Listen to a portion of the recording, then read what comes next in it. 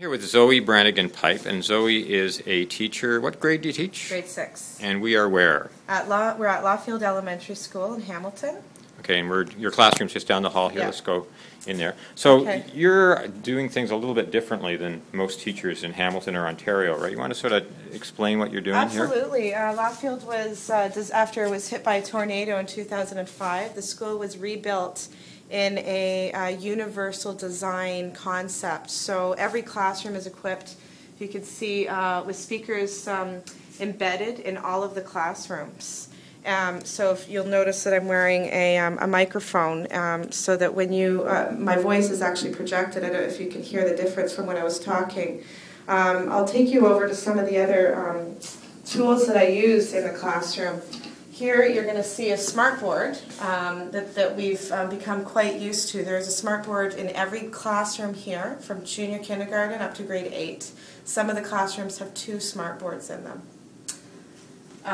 What you see now is the document camera. So over here is, if you ever remember in your own schooling or education, is overheads. This is just a glorified overhead. There's no need for transparencies. Whatever goes under the overhead, including if you're doing any writing or examples of art or science activities, you put it under the document camera and it, lo and behold, goes onto the smartboard. Let me just close this up.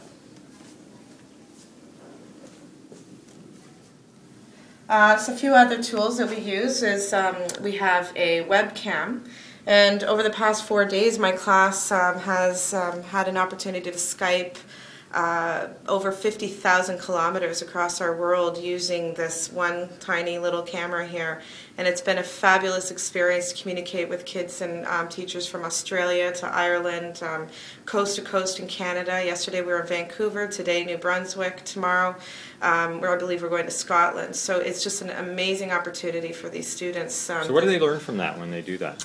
I think one of the benefits for the kids is they're learning about international relationships. In grade 6 I have to teach about Canada's connections with others, in particular trade agreements. We have to look at world organizations. Right now the students are all doing projects on those topics. So for them to be able to communicate and see differences, compare similarities, it gives them a higher order of thinking about what's going on in our world.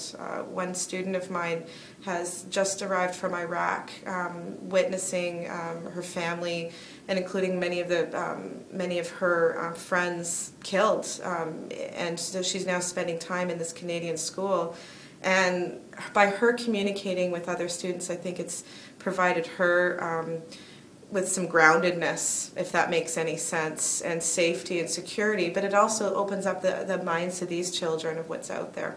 So you're looking at some different kind of technology, but you're also doing teaching in a different way. Do you want to talk about that in terms of what we've been talking about the maker culture and deconstructing and rebuilding education?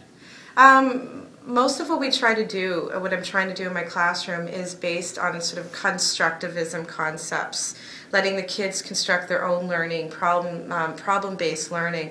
It's no longer the same of me standing in front of my class anymore and teaching a lesson. It would be the students standing in front of my class teaching a lesson. The class is sorted, you'll see, in a variety of ways, in groups, so that each group has may have a different type of task based on a same theme. For instance, you may have heard the concept of differentiated instruction, where the students, based on their learning need or their learning style, we're able to provide them the same content instead of it being provided in one way. An example of that I'll show you. Actually, I did this today. And you've got to keep in mind we're only in our 4th day of school. And these kids are 12 years old, yeah. Is that right? So today, what the one group had to do is start researching about flags around the world, and what they are particularly doing is creating Inishuks. But they had to create Inishuks. Their topic to create this Inishuk was to, let's see, I don't know where they put their outline. Here it is. they had to create a design that incorporates the Inishuk, the flag, and Aboriginal line art. So they had to tell what the meaning and symbolism of this Inishuk was by creating rocks. So this whole thing will later become a bunch of Inishuks, when they will then later make stop motions out of their Inishuks and put those up on video to change the medium of the way they're displaying their information. I mean, and then you have a group over here who's taking current news, and with the current news, they've all chosen some kind of theme or article, and in the theme or article, they are then creating a broadcast. So every Friday, my students will have a broadcast online of current news that's happened throughout the week, as well as news that perhaps happened in their lives or the school. So where's that put? Where's the audio put up? The audio will be put up on our classroom blog and website as well, and we have a TV down in the front foyer of the school, which it will be posted up there.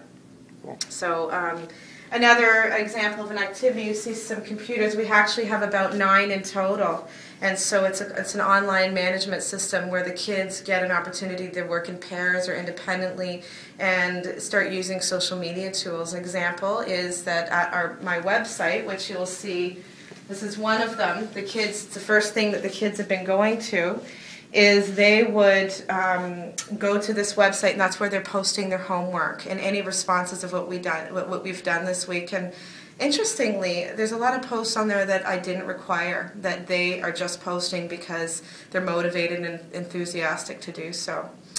So, and then when we go over here, this is a very important, actually, spot in the classroom, because it's a time where I can have my one-on-one with the kids or in small groups. It's actually probably where a lot of the teaching goes on when where I'm being used. So although I'm organizing the class, they're all doing a lot of independent group activities. They're creating their own activities. In fact, at the beginning of the year, I had them write a list of what activities they wanted to do, and they had to start writing up lessons and helping me. Here is where I would do explicit teaching of the strategies of math, reading, writing in particular. So in some ways they're sort of hacking their own course plan, right? Absolutely. In fact, using tools like Google Docs, Google Forms, kids often make their own tests. I give them copies of our Ontario curriculum in elementary, and the kids will create their own assessment activities, and then I often would say, well, what suggestions do you have that we can do to help you learn these expectations? So kids are definitely creating some of their own curriculum, I suppose you could say, and assessments that go along with that. So how many other teachers are teaching like this? I would say that it's not the norm, because unfortunately there is not a lot of support right now to learn how to do a lot of this. I can't say how many, but I wouldn't say there's very many within our district that are, because a lot of people don't have access to some of the tools that we have here at Lawfield. I think that if more students, I mean, you can notice too, with having a projector up there, that changes just the tools itself. Having that projector there changes the amount of time I'm going to use that projector with a smart board. But there aren't very many schools that have access to some of that. So it's a hard question. So we've talked a little bit about the project that I'm working on at university on maker culture.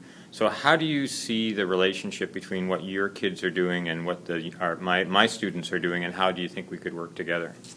Well, you know, it's relieving to see you in here and to talk to you about what your students are doing, because many of my students are doing similar work, and they're only 12 years old.